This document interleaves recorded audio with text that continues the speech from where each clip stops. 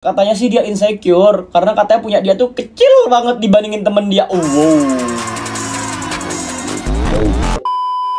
Halo semuanya, welcome back to Reading Your Confessions with Ano. Seperti yang kalian udah tahu, ini udah 70 episodean. Ya, di sini kita bakal ngebacain pengalaman, rahasia, dan juga confession kalian yang paling aneh, paling bodoh, paling menyeramkan, paling menjijikan, atau apapun itu secara anonim. Of course, bagi kalian yang mau ikutan sharing cerita atau pengalaman aneh kalian atau confession kalian juga bisa ikutan kok. Link ada di deskripsi video ini atau enggak ada di bio IG gua, itu juga bisa. Oke lah, tanpa berlama-lama, mari kita lanjut. Halo Nuh, gue cowok umur 30-an dan mungkin gue tahu ini bukan hal yang pantas diceritain bagi orang-orang awam. Tapi gue juga gak mau bohong, gue gak ada rencana buat stop. Oke, gini, gue mau teman-teman sekalian ngerti gimana sih rasanya jadi stalker. Berhubung sampai hari ini gue masih hobi ngestok ini satu cewek di kehidupan nyata. So basically you're a criminal? Ini bisa dipidana loh? Lu gak apa-apa cerita ke gue? Oke Nul, ada cewek nih di Komifuro 2024 kemarin. Gue ketemu sama dia. Oh BTW, Komifuro itu convention cosplay gitulah guys. Di sana dia cosplay jadi Anya dari Spy X Family. Dan ya ampun, kawaii banget. Oke, janggal banget. Cause what do you mean by you're in love with cosplayer Anya? Anya itu anak kecil. Tanpa babi bu, gue langsung jatuh cinta. Dari lihat dia sekilas, jadi follow. Jadi nonton semua story ya, jadi tahu tiap hal receh tentang dia. Orang mungkin nampak dia normal, tapi bagi gue, dia bukan cuma sekedar orang. Dia idola. Dan makin lama dia jadi semacam kebutuhan gue. Bagaikan rokok gitu. Oh hell nah! Oh hell nah! Nah ini lu kena. Paham sih kalau ini bisa bikin dia takut, bisa ganggu hidupnya. Bahkan bisa berujung hukum. Bagus lu sadar. Gua tahu kata-kata itu, tapi kayak gimana ya, kata-kata itu nggak cukup buat ngestop gua, kayak ngebuat kepala gua stop itu nggak cukup sama sekali, Nul. Alasan gue simple, karena gue cinta, nggak peduli kalau dibilang norak, egois, posesif, obsesif, terserah. Gue cinta sama dia, gue ngerasa kalau gue nggak lihat dia, kalau gue nggak tahu apa yang dia lakuin, bagian dari gue ada yang hilang gitu. Jadi daripada gue kehilangan, gue mau nempel aja terus sama dia.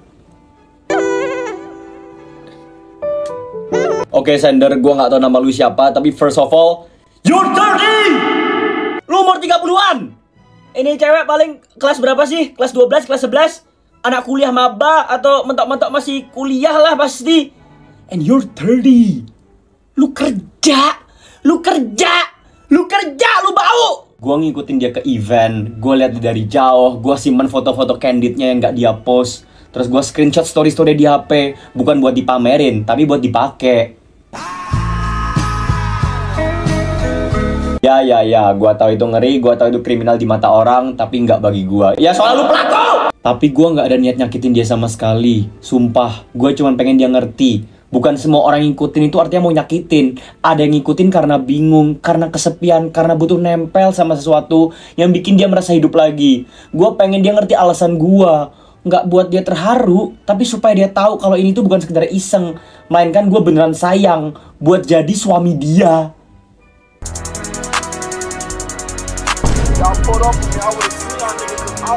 Hey man, lu bilang kan kayak you love her, lu sayang sama dia, lu cinta sama dia, dan apakah lu tahu tahta tertinggi dari mencintai is letting go. Letting go is the highest form of love. Ketika lu bisa melepaskan, itu artinya lu udah sayang banget sama dia. Nah, jadi kata gue gini nih ya, Sender ya. Lu confess sama dia. Udah, lu confess aja. Confess sama dia. Tapi, kalau lu ditolak, please berlapang dada, lu jauh-jauh dari ini cewek, please. Kasian anjir dia. Gue juga mulai datengin kosnya, dan iya, gue tahu itu salah. Gue ngintilin dari pagar, ngeliat lampu kamarnya, lihat kapan pintunya dibuka. Gue cuma ngelakuin itu karena gue pengen tahu dia aman. Gue sering duduk di dapur kosnya nungguin dia keluar dari kamar gitu juga. Hehehe. Ini kenapa lu hehehe? Ada yang lucu. Gue pernah ninggalin bunga di dekat pintu kos dia waktu dia nggak di kos. Gue juga nulis surat anonim ke dia. Gue berharap dia baca, berharap dia tahu kalau gue sayang banget sama dia. Cuman kayak dia belum lihat deh. Padahal gue nulis banyak banget, demi apapun itu dia tahu. Tapi dia takut sama lu, monyet. Gue juga sering ngikutin dia pulang dari kampus, pakai motor ngebuntutin sampai dia masuk ke gang depan kosnya, terus muter balik. Nggak pernah gue sentuh dia sama sekali, tapi gue nggak pernah ngomong. Tapi ada malam gue hampir nekat ngetok pintunya cuma buat ngedenger atau ngeliat dia. Dan puji Tuhan untungnya gue mundur. Gue bener-bener mundur, Nul. Kalau nggak bakalan bahaya sih buat dia. What do you mean? Sekarang lu udah terang-terangan aja kalau ngakuin kalau lu tuh penjahat, kriminal, sexual offender.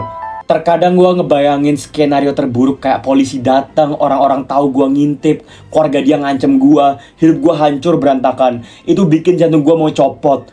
Untungnya karena gue baik, gue belum nyampe nyentuh kekerasan fisik, belum nyampe nyakitin dia secara langsung. Berarti secara nggak langsung udah sadar kan kalau lu sinting? Gua cuma pengen elo yang ngedengerin cerita gua dan juga elo, Nul, ngerti. Nggak semua orang yang stalking tuh punya rencana jahat secara langsung. Beberapa dari kita tuh cuma terjebak sama rasa punya yang bertumbuh menjadi kebiasaan. Jadi buat kalian yang punya stalker jangan salah paham dulu. Nggak semua stalker itu jahat. Karena kebetulan gue juga tahu lu ada beberapa stalker kan, Nul.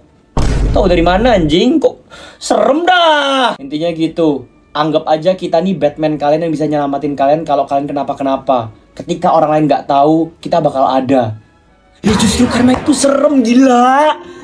Itu tuh serem banget, gue merinding. Gimana ya men ya, kayak gue ngerti lu sayang sama nih cewek, tapi she didn't ask for this shit. Kayak she never asked for anything. Lu ngelakuin ini semua tuh tanpa perizinan dia, tanpa konsen dia. Lu ngelakuinnya semuanya di belakang dia. At the very least, kalau lu pingin kasih tunjuk expression of your love, kayak lu pengen ekspresin cinta lu, you tell her, lu kasih tahu ke dia, lu ngomong, be a fucking man, don't be a bitch. Lu gini tuh serem banget tau. Gue ngebaca aja serem anjing. Ini wanita Malang mana yang mendengar ini, itu nasibnya sial banget dah. Lu tuh gila. Sorry to say. Mungkin lu mau berharap gue kayak, oh ternyata begini ya cara pikir stalker-stalker, but nah, lu tuh egois anjing. Lu cuma pengen didengerin tapi lu gak pengen ngedengerin. Stop it! Sorry banget jujur. Gila, gue sakit kepala anjing dengernya guys. Ayo dah kita lanjut ke cerita berikutnya guys ya. Gue pernah ngebiayain cowok tapi malah diselingkuhin. Lu goblok. Hai Nul, jadi waktu itu tahun 2022 gue masih kuliah. Dan selayaknya universitas yang memang banyak anak rantaunya, gue pacaran sama orang yang ngerantau ke kota gue. Singkat cerita, gue pacaran sama kakak tingkat di fakultas gue. Dan selama pacaran, gue dengan senang hati dan rela untuk membiayai hidup pacar gue. Yang dimana gue di situ juga masih belum kerja, nggak punya penghasilan, tapi nggak tahu dari mana ada aja uang gue buat ngejajanin dia. Punya orang tuamu! Bener-bener ngejajanin dia, Nuh. Gue ngebeliin dia makan, beliin dia rokok, beliin dia bensin. Dan gue sih mikirnya karena gue kasihan dengan dia yang merantau, sedangkan gue hidup serba cukup dengan orang tua. Dia juga pernah cerita kalau dia harus menghemat uang bulan dari orang tuanya sampai harus jadi driver ojol. Singkatnya waktu itu gue ngerasa hubungan gue dan pacar gue mulai renggang setelah berjalan 5 bulan. Di saat yang bersamaan gue ada proker gede banget yang ngelibatin beberapa sponsor, jadi gue harus fokus sama proker gue sepenuhnya. Dan di situ gue juga mulai ngerasa kalau mungkin aja hubungan gue sama dia tuh mulai renggang karena gue terlalu sibuk dengan organisasi gue. Tapi di sisi lain, mantan gue itu mantan kedua organisasi, Nul. Yang dimana harusnya dia ngerti lah sama kesibukan gue. Terlepas dari itu juga gue masih rajin buat naik dia makan, beliin dia rokok, dan lain-lain. Lu bapak dia kah? Lu bapak dia? Sampai rokok aja lu bayarin tuh, lu cewek macam apa sih? Gila dah, mau kondu ini jago-jago. Sampai suatu ketika gue dapet kabar dari temen gue yang ngeliatin IGS second account pacarnya, yang kebetulan temenan juga sama pacar gue. Dan di dalamnya dia ngasih lihat kalau pacar gue lagi dugem dan lagi sama cewek di klub malam.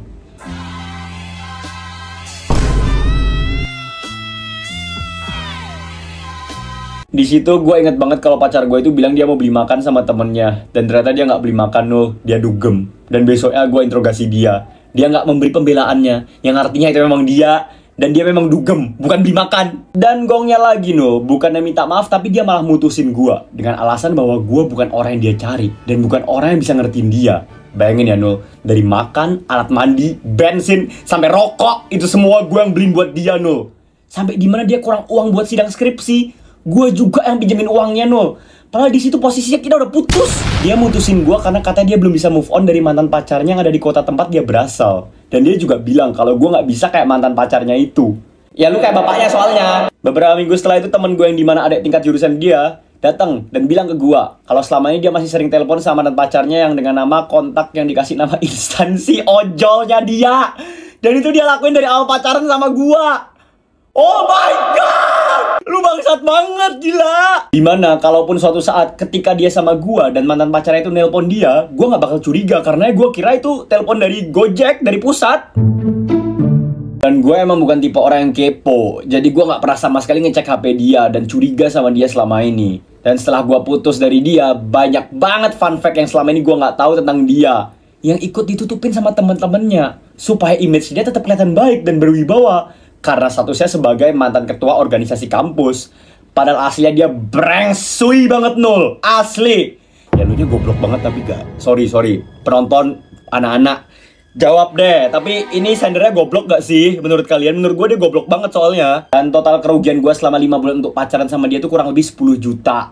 Hanya untuk dia doang, Nul. Dan diingat ya, Nul, gue saat itu masih mahasiswa semester 5 yang belum kerja dan belum berpenghasilan. Segitu aja, Nul, pesan gue buat cewek di luaran sana, jangan bodoh dan jangan pernah biayain cowok. Ya ini buat lu sendiri, anjir. I feel like if you're giving him money and yet you're not getting any feedback at all, that's on you. You're stupid as fuck. Gini deh, nggak ngerti bahasa Inggris. Kalau misal lu ngasih uang ke cowok lu terus-menerus dan sebagainya ya, tapi lu nggak terima feedback sama sekali dari cowok lu, itu yang bodoh lu. Come on. You stupid as fuck. Maksud gue ya oke lah, lu bulol, lu bucin tolol dan sebagainya. Oke. Tapi kayak tololnya tuh terlalu di underestimate. Lu masih ada level di atas tolol, nah itu lu kayaknya. Intermezzo sebentar. Buat teman-teman sekalian yang suka nontonin gua atau mungkin suka mendengarkan confession gila yang menjijikan dan nggak menjijikan sih, gila aja atau apapun itulah, yang penting nontonin gua. Ya baik kalian yang suka sama gua dan juga confession gua dan juga binatang-binatang aneh yang kadang gua bawa kayak dia, ini pantatnya kelihatan. Oke. Jadi kalian nggak harus nunggu gua kayak upload YouTube dulu baru kan nonton, atau TikTok atau IG, enggak. Please, gue hampir tiap hari nge-live di YouTube jam setengah 8 malam WIB 19.230. Kalian bisa nonton gue di sana. Yes, gue di sana ngebacain confession dan gue juga mendengarkan confession dari kalian. Kutu dari kepala dia taruh di situnya dia. Ya. Boy. Dan gak cuma itu juga, mulai hari Kamis nanti kita bakal ada segmen horor juga, guys. Kita bakal dengerin cerita horor, main game horor, nonton film horor, dan juga ngebacain cerita horor, teman-teman. Jadi jangan lupa buat kalian yang pengen coba buat nontonin gue, sekali aja coba. Please, give it a try, oke? Jangan lupa nyalain bell notifikasi biar kalian dapat notif pas gue lagi live atau upload video atau apapun itu, oke? Thank you. Kita masuk ke cerita ketiga, teman-teman. Jadi gini, Nuh. Gue udah pacaran sama cowok gue 3 tahun. Dan selama itu hubungan kita bisa dibilang suci banget. Bukan karena soal lem, tapi emang dari awal kita sama-sama setuju buat gak ngelakuin hal yang terlalu aneh-aneh sebelum menikah. Dan dia juga cowok pertama gua kan, Nul. Jadi semua itu masih bener-bener innocent banget. Tapi ya namanya juga manusia, rasa penasaran pasti ada. Apalagi waktu udah makin deket. Apalagi kita juga udah mulai ngomongin rencana nikah segala macam. Ya jadi pernah suatu malam dia lagi ngechat gua, tapi nadanya tuh agak flirty gitu loh, Nul. Agak genit. Dan gue udah ngerasa nih arahnya mau kemana. Dan bener aja, dia kirim foto. Gue kaget banget. Tapi karena selama ini dia agak kalem dan gak pernah ngelakuin hal kayak gitu, gue malah mikir kayak, wah dia mulai percaya banget nih sama gue. Dan dari situ entah gimana kita malah kebiasaan tuker-tukeran foto yang hot selama beberapa minggu. Ya bukan vulgar banget sih, tapi ya lu tau lah, Nol. Kurang vulgar apa coba kalau sampai kelihatan. Itu udah mentok. Lu mau lebih vulgar lagi tuh gimana? Pakai foto X-ray, tulangnya kelihatan, organnya kelihatan, otaknya kelihatan. Singkat cerita, fast forward ke bulan lalu, Nul. Kita udah mulai persiapan nikah, venue udah DP, keluarga udah saling kenal dari lama, semua udah aman. Orang tua gue sama-sama udah saling percaya sama orang tua dia. Tapi tiba-tiba September akhir kemarin, dia ngajak ketemuan dan bilang, kayaknya kita harus ngomong. Siapa sih yang gak deg-degan kalau kayak gitu, Nul? Gue udah deg-degan banget. Kirain dia mau batal nikah. Dia duduk diem doang di mobil. Terus tiba-tiba air matanya keluar. Sumpah gue panik banget. Terus dia malah bilang kayak gini, Aku harus jujur soal sesuatu. Dari dulu aku simpen. Aku punya rahasia yang aku simpen dari kamu dari lama. Dan di sana dari awalnya gue panik. Gue jadi marah. Dan gue ngebentak dia. Karena gue kira ada akal-akalan barat di belakang. Mana udah mau nikah kan, Nul? Gue tanya dia kayak, Kenapa? Lu kenapa nangis? dia malah makin nangis, makin keras tangisannya. Terus dengan muka yang agak merah gitu dia bilang, foto aku yang aku kirim ke kamu dulu, itu bukan punya aku.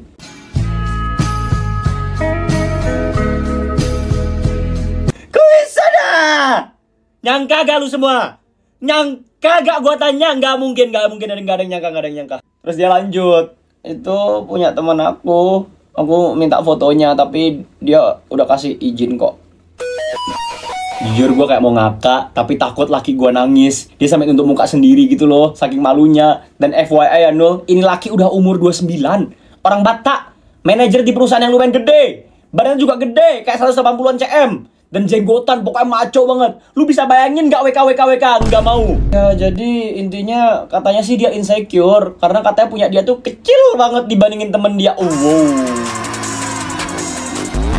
Jujur di sini ada yang cukup janggal teman-teman. Bagaimana laki-laki kamu bisa tahu kalau punya temannya lebih besar daripada punya dia? Ada main di belakang ini teman. Dia takut gua ngatain, jadi dia minta tolong temennya buat minjemin foto barang biar kelihatan lebih besar. Dan dia Nul, tiap dia ngirim foto itunya selama ini itu punya temennya. Mana gue udah shock banget pas pertama kali dia ngirimin, karena segede King Kong. Segede King Kong! Oh BTW temennya dia tuh gay Nul. Gay yang biasa ngepost foto badan dia di Twitter buat konsumsi orang-orang gay lainnya. Ibarat atlet cudai deh Nul. Aduh pokoknya banyak lah gituan di Twitter Nul. Lu pasti ngerti. Enggak, gue gak gay gila.